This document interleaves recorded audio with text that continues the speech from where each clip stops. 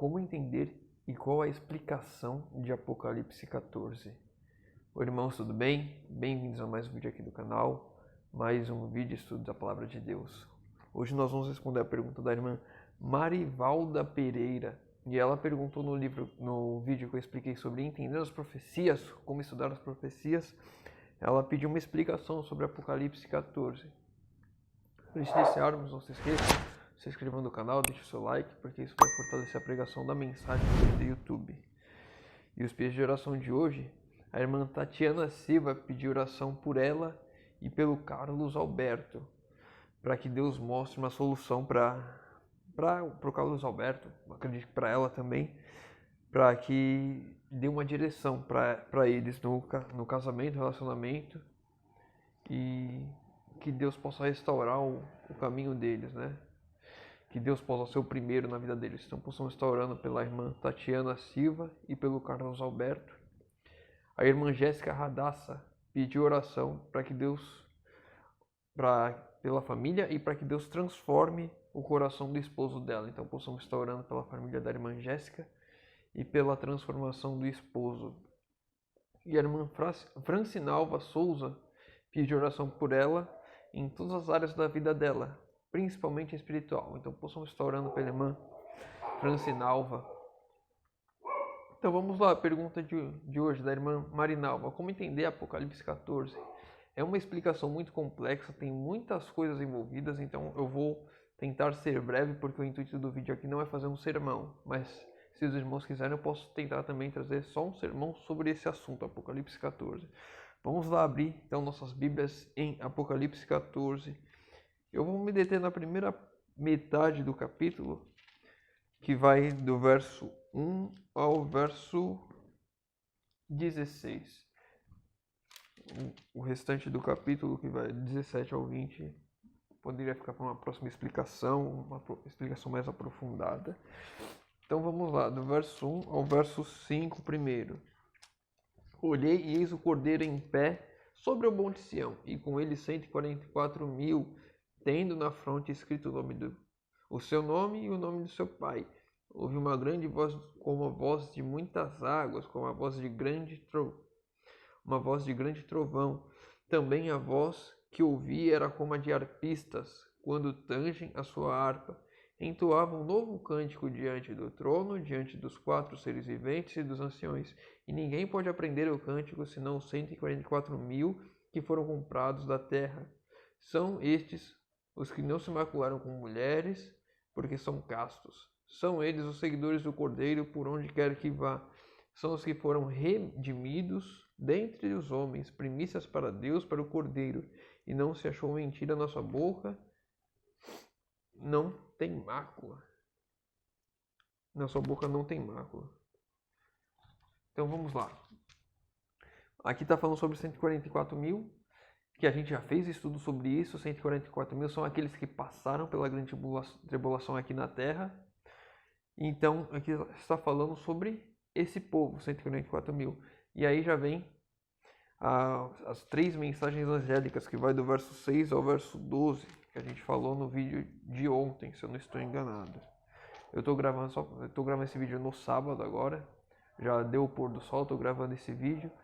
E o vídeo de segunda-feira eu já gravei já na sexta-feira ou na quinta-feira da semana passada. Então, talvez por isso eu acredito que seja o vídeo de ontem, de segunda, que fala que eu abordei esse tema também das 3 mensagens angélicas, assim, bem por cima. Então aqui aí inicia as 3 mensagens angélicas, que vai do verso 6 ao verso 12. E começa assim: vi outro anjo voando pelo meio do céu, tendo o evangelho eterno para pregar aos que se assentam sobre toda a terra, cada tribo, nação, língua e povo. E aqui é importante, parece que é até meio desconexo, vi outro anjo voando pelo meio do céu após falar dos 144.000. E é justamente isso. O anjo em profecia significa um mensageiro. E esse mensageiro voando pelo meio do céu, seja uma mensagem que precisa ser pregada rápida a todo mundo. E os 144.000 antes, elas representam o caráter desse mensageiro, ou seja, são pessoas puras, São as pessoas do povo de Deus que estão pregando essa mensagem. E sobre ela, especificamente, eu peguei vários nomes porque é importante. Vamos ler ela toda e depois a gente aborda esses nomes. Verso 6 de novo, verso 6 ao verso 7. Vi outro anjo voando pelo meio do céu, tendo um evangelho eterno para pregar aos que se assentam sobre a terra, e a cada nação, e tribo, e língua, e povo, dizendo em grande voz: temei a Deus e dai-lhe glória, pois é chegada a hora de seu juízo, e adorai aquele que fez o céu, a terra, o mar e a fonte das águas. Muitas pessoas associam o juízo de Deus à volta de Jesus, e esse é um tema que a gente vai abordar também em um vídeo futuro, que o irmão perguntou sobre as mensagens, a mensagem do juízo investigativo. E aqui, justamente aqui está bem clara a mensagem do juízo investigativo, a mensagem do juízo de Deus antes de Jesus voltar, um juízo pré-advento. Esse juízo aqui, essa volta de Jesus, quando a gente fala de juízo, a gente associa a volta de Jesus. Essa mensagem já foi pregada e grandemente durante todo o mundo, durante o período ali de 1820 até 1844, e ainda tem de ser pregada hoje.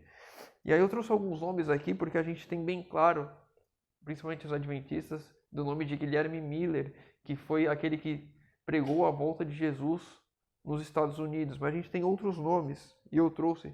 A gente consegue encontrar esses nomes todos lá no livro O Grande Conflito, se eu não estou enganado, no capítulo 29. Eu vou deixar aqui no balãozinho qual que é o capítulo certo. O doutor José Wolff, ele foi um dos pregadores dessa mensagem. Agora eu não estou lembrando se ele começou a pregar 3 anos antes ou 3 anos depois de Guilherme Miller. E ele é um alemão e ele pregou grandemente na África e países árabes. Inclusive, quando ele pregou no Iêmen, ele encontrou árabes no Iêmen que acreditavam e sabiam da segunda volta de Jesus. Ou seja, essa mensagem do primeiro anjo é a pregação da volta de Jesus. Na Inglaterra, em 1826, começou uma pregação também forte de pastores ou padres da igreja anglicana sobre a segunda volta de Jesus. Ele não teve um movimento organizado, como foi nos Estados Unidos por Miller, mas as pessoas também pregaram sobre a volta de Jesus lá na Inglaterra. Na América do Sul, o padre Lacunza, ele era um jesuíta e ele também pregou sobre a volta de Jesus. Ele, por medo e perseguição que Roma perseguisse ele escreveu um livro com um pseudônimo. O pseudônimo é Rabi Ben Israel. Eu coloquei Starel aqui, mas eu acho que eu escrevi errado. Eu acho que é Israel. Rabi Ben Israel. E esse livro está em um museu lá na Inglaterra. Então ele pregou aqui na América do Sul sobre a segunda volta de Jesus. Na Alemanha, um pastor luterano, Bengel, também pregou sobre a volta de Jesus. E na França e Suíça, Galsen também pregou. E teve outros nomes que eu não trouxe todos aqui, mas muitos nomes pregaram sobre a volta de Jesus em tempos muito próximos. E aí, quando a gente olha aqui de novo na mensagem, temei a Deus, verso 7, temei a Deus e glória, pois é chegada a hora de seu juízo, e adorar que ele fez o céu, a terra, o mar e a fonte das águas. Está mostrando um juízo que viria de Deus, está nos apontando a segunda volta de Jesus, está nos apontando um Deus como Criador. E se a gente for ver bem nesse período da pregação dessa mensagem, surgiu a mensagem da evolução das espécies. As pessoas ali, principalmente com Darwin, querendo, vamos dizer assim, matar Deus. Darwin ele dizia cristão, enfim, tem uma bagunça aí que fica meio confuso. Mas as pessoas não queriam mais acreditar em Deus como Criador. E aqui a gente vê na mensagem falando Deus como Criador. E a segunda mensagem, verso 8. Seguiu outro anjo, o segundo, dizendo, caiu a grande Babilônia, que tem dado a beber todas as nações do vinho da fúria de sua prostituição. Então aqui, quando caiu a grande Babilônia, Babilônia a gente entende como não a grande Babilônia que existiu na Terra mesmo, porque a gente já está num tempo posterior, Babilônia não existia, então é uma Babilônia espiritual. Ou seja, uma confusão espiritual. E ela dá doutrinas erradas, deu de beber das suas doutrinas. Então essas doutrinas erradas de Babilônia agora estão escancaradas. Só é enganado quem quer, só vai acreditar em santos quem quer ser enganado. Tem muitas pessoas sinceras lá que ainda não tiveram oportunidade, mas elas estão sendo enganadas, apesar de serem sinceras, estão sendo enganadas. E a Bíblia contém toda a verdade, toda a doutrina correta. Então essas pessoas, elas vão no tempo... Eu vou começar a misturar vários assuntos porque é muito complexo. Antes do fechamento da Porta da Graça, essas pessoas vão ter conhecimento de que aquelas doutrinas são erradas e elas vão ter que fazer uma escolha se vão continuar seguindo as doutrinas erradas, as doutrinas de Babilônia ou não. Então aqui, essa é uma outra mensagem que continua sendo pregada, o advento de Jesus continua sendo pregado desde aquele tempo, a primeira mensagem. A segunda mensagem, desde aquele tempo também, importante aqui, acho que eu não falei. Essas duas mensagens foram dadas principalmente ali nos anos de 1843 e 1844. O tempo delas que estava predito na profecia já passou, mas elas continuam sendo pregadas até a volta de Jesus. Então essa mensagem da apostasia, das doutrinas erradas de Babilônia, ela tem que ser pregada até a volta de Jesus.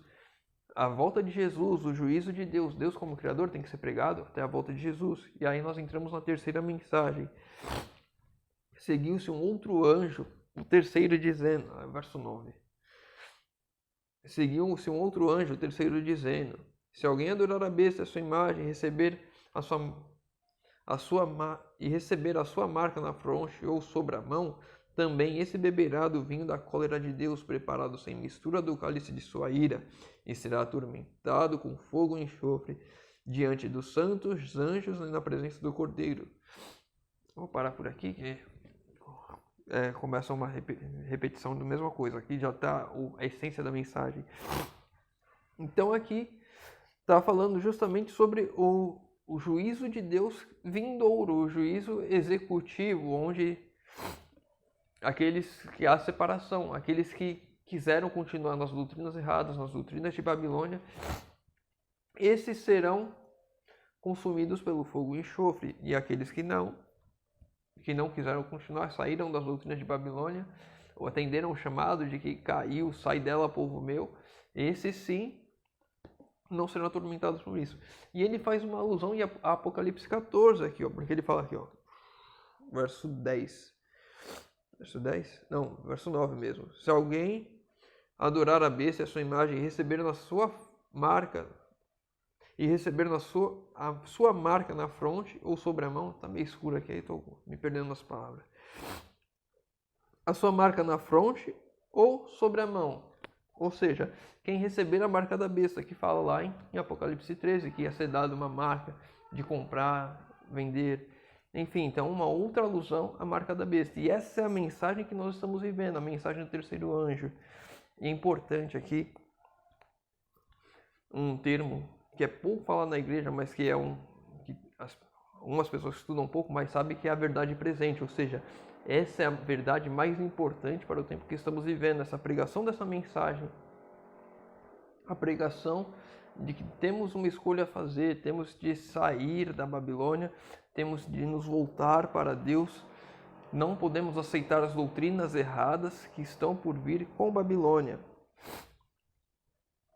Em resumo, as três mensagens elas querem nos levar a entender a justificação pela fé e a santificação por meio de Cristo. É o resumo das três mensagens.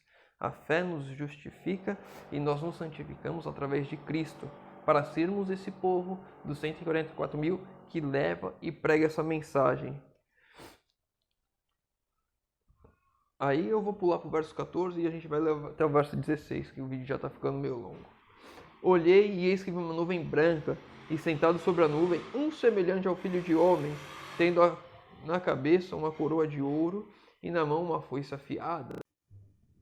Um cortezinho aqui porque a memória do celular acabou, vamos continuar. Verso 15. Outro anjo saiu do santuário gritando em grande voz para aquele que se achava sentado sobre a nuvem. Toma a tua foice e ceifa, pois chegou a hora de ceifar, visto que a seara da terra já amadureceu. E aquele que estava sentado sobre a nuvem passou a sua foice sobre a terra, e a terra foi ceifada.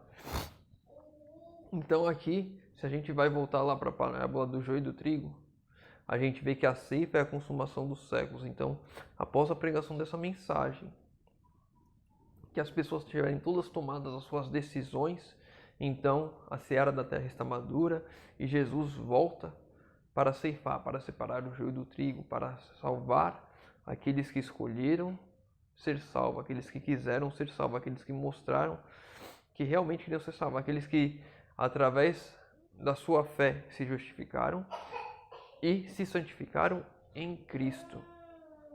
Bom, espero ter respondido a pergunta da irmã Marinalva. É um tema bem complexo, é uma mensagem muito longa. Eu fiz um resumo do resumo, mas tem muita coisa para estudar em cima de Apocalipse 14, que é a verdade presente, a verdade mais importante que devemos pregar nos tempos que vivemos. Então, convido aos irmãos que continuem estudando esse tema, que é um tema muito rico. Se ficar com alguma dúvida, se tiver alguma dúvida sobre o que eu falei, deixa nos comentários. Se tiver alguma outra dúvida qualquer, deixa nos comentários também. Se tiver pedido de oração, tiver algum agradecimento também, pode deixar nos comentários. Vou estar lendo, vou estar... Mais um corte. De novo, o telefone ficou sem memória, mas a gente vai encerrar agora. Convido os irmãos que puderem fechar os olhos para falarmos com Deus. Senhor Deus, Pai amado, obrigado, Senhor, porque mais uma vez temos a oportunidade de abrir a Tua Palavra, de estudar as profecias, Senhor amado. Pai querido, que o Senhor nos conduza sobre todo o entendimento que devemos ter sobre ela, que o Senhor, Pai, nos direcione para que possamos sempre fazer a Tua vontade, que possamos, Senhor, nos justificar em Ti e nos santificar em Cristo, Senhor amado. Pai querido, te pedimos isso em nome de Jesus. Amém. Meu irmão, fica com Deus e que Deus te abençoe.